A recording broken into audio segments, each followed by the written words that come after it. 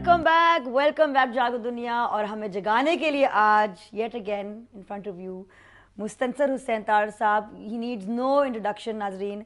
One of the most brilliant personalities of Pakistan, famous actor, writer, anchor, high altitude enthusiast, mountaineer and novelist. अब इतनी बातें हैं कि मेरी रिक्वेस्ट है अनवार, अगर बातें ख़त्म हो जाए ना तो पैकअप के बाद रिकॉर्ड पे चले जाना, क्योंकि this is something that I think नाजरीन आपको फिर 5 o'clock वाले रिपीट में वी मस्ट हियर मुस्तनसर साहब फुल स्टोरी. आपकी your books have been the best seller fiction writer books last 15 years माशाल्लाह से. ये लिखने का सफ़र आपका पहले बताइए, ये कहाँ से शुरू हुआ? बेसिकली मैं एक हादसाती अदीब हूँ. मैंने कभी मंसूबाबंदी नहीं की थी कि मैं कभी राइटर बनूंगा या मीडिया पर्सन बनूंगा. इट जस्ट सो हैपेंड, मतलब ये एक चांस है, एक नसीब की बात है. 1958 में आई वाज इन ब्रिटेन. तो ब्रिटेन से एक डेलीगेशन जा रहा था, मॉस्को का यूथ फेस्टिवल था उन दिनों, सोवियत यूनियन माइंड यू, और मैं उसमें शामिल हो गया. आई अप्लाइड फॉर इट, तो I became a member of that delegation. तो I spent about 15 to 20 days in Soviet union.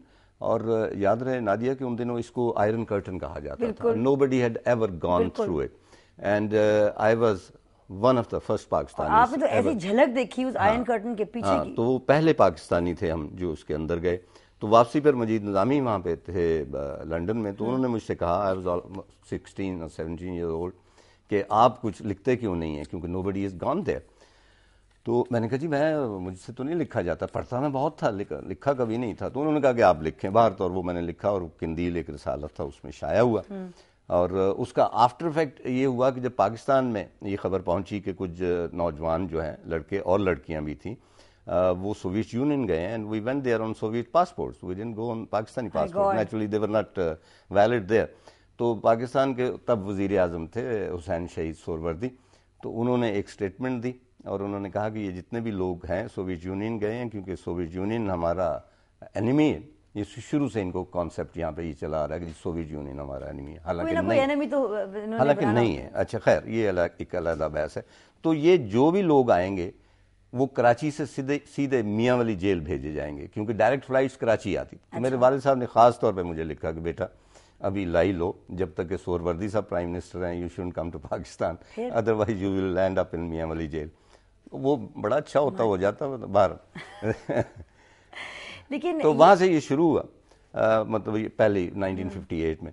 उसके बाद 69 में basically I am a vagabond. I am not a writer, I am not a media person. देखिए लफ्जों के साथ अपनी वैगाबॉन्डनेस को आपने लफ्जों में पकड़ लिया. ये कैसे? ये वही है कि उम्र में बचपन से डायरी लिखते थे आप बचपन में कभी? मैं नहीं. हाँ नहीं, डायरी तो मैं लिखता रहा हूँ. डायरी तो मैंने पिछले दिनों अपनी डायरियाँ, कोई मेरा ख्याल 40 साल की डायरियाँ वो जलाई हैं. हाँ, क्योंकि वो इतनी सेंसलेस थी और इतनी पुरानी थी कि मैं I didn't even remember those friends जो उस जमाने में बहुत अच्छे होते थे, कि उनके नाम मैं कहता था ये कौन लोग हैं. दैट वाज मतलब ये माजी की एक राख थी, उसको दबा दिया. क्या आज एक तो मैं बता दूं नाज़रीन कि आई कांट बिलीव कि मैं एज एन एंकर बैठी हुई हूँ in front of चाचा जी. I can't believe कि as an anchor it's such an honor and it's a bit nerve wracking, I have to also tell you. Traveling का शौक और ये आपको जो आप वैगाबॉन्डनेस कहते हैं, लेकिन ये दुनिया देखने का और उसको महसूस करने का शौक कैसे और कब से हुआ? Was it one of your parents? Was it? नहीं, ये मेरा ख्याल है कि जीन्स में होता है, कहीं ना कहीं कोई ऐसा जरसूमा होता है जो पलता रहता है और उसके बाद वो आवारगी आपके रच बस जाती है. और एक मैं और भी अर्ज करता हूँ कि ओवरऑल मसलन इब्न अरबी ने कहा था कि एक दरवेश जो होता है वो जब जंगल में जाता है तो जंगल के जो पत्थर हैं और शजर हैं और बूटे हैं वो उससे हम कलाम होते हैं. चुनांचे एक वैगाबॉन्ड जब जाता है तो माइंड यू कि वो जो माउंटेन्स हैं या जो डेजर्ट्स हैं वो बातें करते हैं उससे. तो वो जो बातें जो मुझसे करते हैं वो मैं सफरनामा में लिख देता हूँ. वाह. हमारे साथ हमारे बहुत ही प्यारे रेगुलर कॉलर लाइन पे हैं मुख्तार साहब लड़काना से. अस्सलाम वालेकुम मुख्तार भाई. जिंदाबाद मेरी बहन. आप अल्हम्दुलिल्लाह. मेरी दुआएं आपके लिए, जनाब इज्जत मुस्तनसर तारड़ के लिए. जो कौम अपने फर्ज का एहसास रखती है उसकी नजर में कौम का हर फर्ज अजीज होता है. जो सीनियर फनकार से सीनियर फनकार का एहतराम होता है, لیکن سینئر کا بھی فرض ہے کہ جونیئر فنکار کا خیال کریں. میری دعائیں ان کے لیے. اس وقت امیر غریب کو تقسیم نہ کریں. عوام کی نیندیں حرام ہیں. اپنے جذبے کو برقرار رکھنے سے پہلے معاشی صورتحال کو سچی دل سے دیکھیں. اگر غریب محنت کش ہے تو قربانیاں بھی دیتے ہیں. زندگی خدا کی امانت بھی ہے اور نعمت بھی, ایک تحفہ بھی ہے. دولت کا لباس پہن کر ایک چھپانے والے لوگ کتنا انسان کی زندگی سے ظلم کرتے ہیں.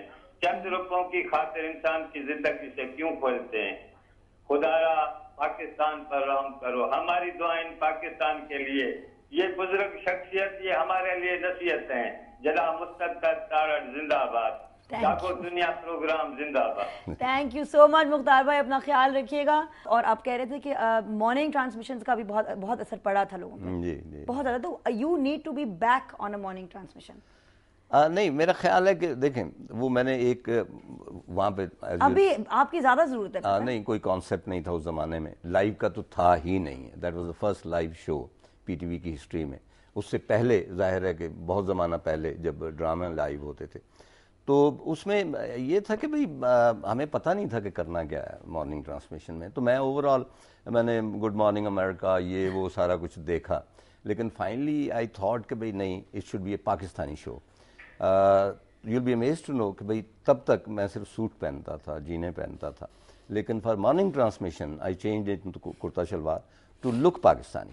اور اس کو اس لینڈ کے ساتھ, اس زمین کے ساتھ, اس کی تاریخ, پوئٹری, اس کی جو کھیت کھلیان ہیں, اس کے جو لوک گیت ہیں, ان کے ساتھ منطبق کیا. چنانچہ اٹ واز دا موسٹ مطلب viewed program in the history of P T V. اور بریک کے بعد دوبارہ ملیں گے اور ہم پوچھیں گے لڈملا کے بارے میں مستنصر صاحب سے, کیونکہ آئی فیل ان لو ود لڈملا ریڈنگ مستنصر صاحب آرٹیکلس.